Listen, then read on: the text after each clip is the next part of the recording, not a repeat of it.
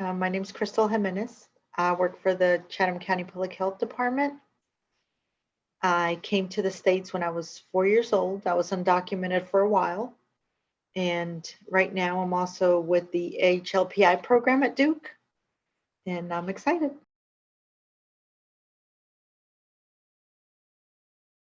I think he did good with his comparisons throughout the sermon.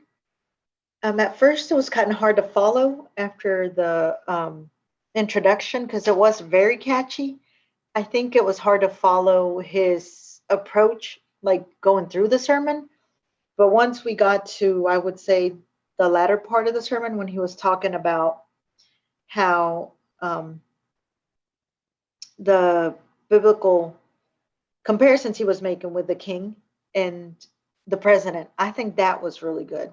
And the idols that we make, Mm. money, power, and in those times were the presidents that he was comparing to. I think that was really important. And it's interesting to see how even now in 2020, we still have a lot of those same things, with Trump. And that was back in the 70s, and him connecting that to that time was very interesting because as I was listening to it, I was making those connections in my head. Wow, history keeps repeating itself.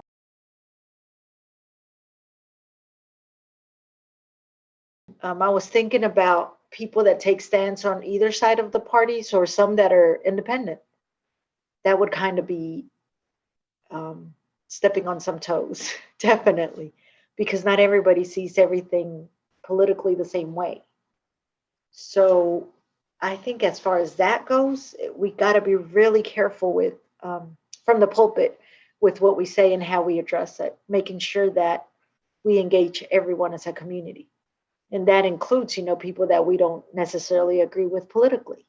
And I think too, people serving and people in the war, a lot of times you do things because you're called to do them and because they're your moral obligation. And it may not necessarily mean that you agree with them. Like, for instance, somebody in the army, sometimes they might not be in accordance to being in war or going to war, but it's their, at that time and present time and moment, it's their obligation as a citizen.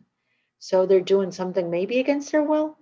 And the Bible does say that you got to abide by the laws of the land also.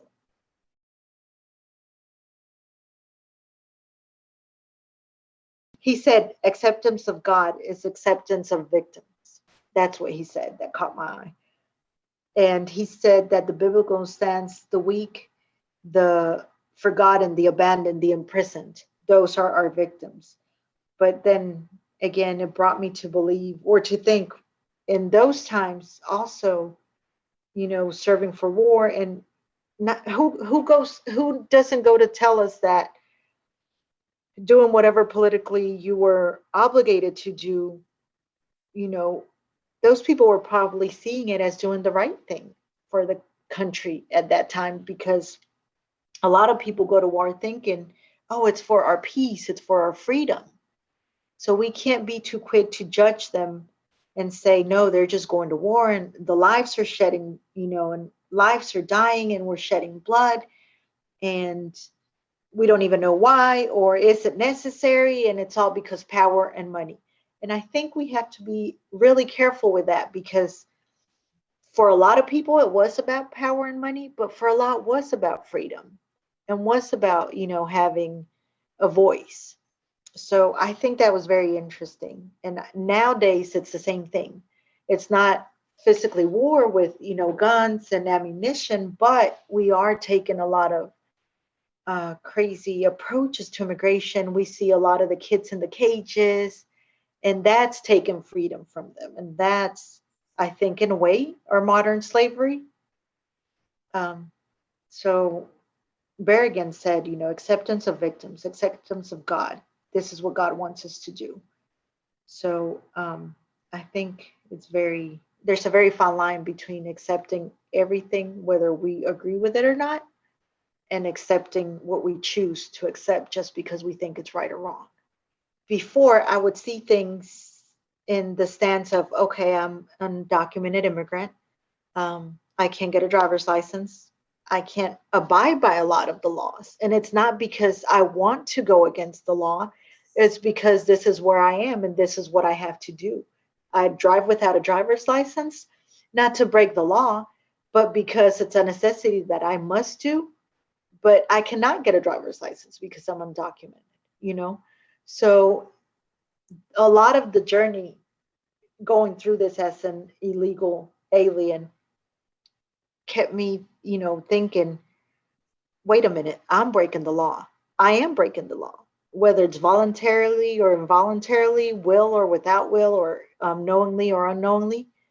I have to be careful because I'm breaking the law. And if you would ask me before, when I was oblivious to all this immigration, I would have told you no. My parents raised me right. I would have never broken the law. I would never break the law, but we do unintentionally, like I said. So just being empathetic and trying to get on both sides of the fence is something that I think, as a community, as a whole, as Christians, as believers, is something that we need to work on, because we get passionate about what we feel is right and what we believe, and we forget about the other side. And I think part of being a Christian and a believer and acceptance of God, like he said, is acceptance of victims, and victims have a face that we see every day. Everybody's a victim in one way or another, I think. But now, being able to have a driver's license and being able to have a social security number and work legally, now I see on this side, a lot of people complain that, oh, I can't get benefits and I can't do this and I can't do that. And I see that side too now. And it's really hard. And it's really, like, I tried to explain to my parents, because they're still undocumented. It's not as green as it seems on the other side either. You do have a lot of benefits. You do have a lot of things that go great for you, but at the end of the day, there's struggles in everywhere we see. And I think that if we just try to be more empathetic, like I said, as a whole, I think we would get along better and we would see things through a different lens. It brought me back to where he was talking about power and money. It's all about power and money. Unfortunately, a lot of the times it is, when it comes to the politics. Unfortunately, that's the way it is. But I was thinking about the children in I guess they call them the big rooms, but they do, it's kind of like cages. Um, that's really difficult to see nowadays. Nowadays, I think, like I was telling you, slavery, we think that it's way in the past and it's part of history. But in all reality, I think mental health is another way of being enslaved. Mental health is something really big that is still not talked about enough.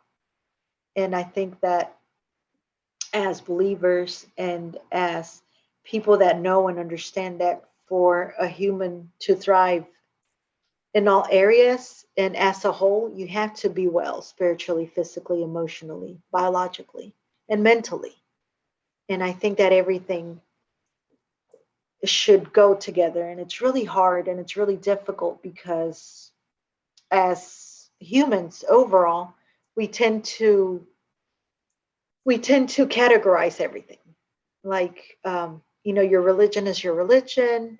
What you believe in politically is your political stance. What you're going to school for, your profession, what you do at your work, that's your business. But I think as a whole, we have to look as human beings in all areas, because we can't. What makes us individuals is everything. What we believe in, what we work with, what we don't believe in, and what we don't feel is right, and what we feel is right. I think as human beings as a whole, like the whole human, nature race, I think that we should work collectively and not categorizing everything so meticulously, because those categorizations are what pulls us apart, I feel like. And I think that even from the pulpit, we're so busy focused on what we think it's right that we forget that the other side, has beliefs and has things, that they probably feel like like we do, like they're doing the right thing. So I think we just have to be careful as human beings as a whole, like be more empathetic and being, I think we have to understand and learn to be more open to listen, because everybody's unique and everybody has something very important to bring with their experiences and with their beliefs and with what they've been through. So I think that we could all learn from each other as a whole, and I think we could be better for it instead of focusing on our differences. So when I was a stranger, when I was looking at that, the way it sounds, when I was a stranger, I'm thinking, am I still a stranger? Because, I believe some things that other people don't.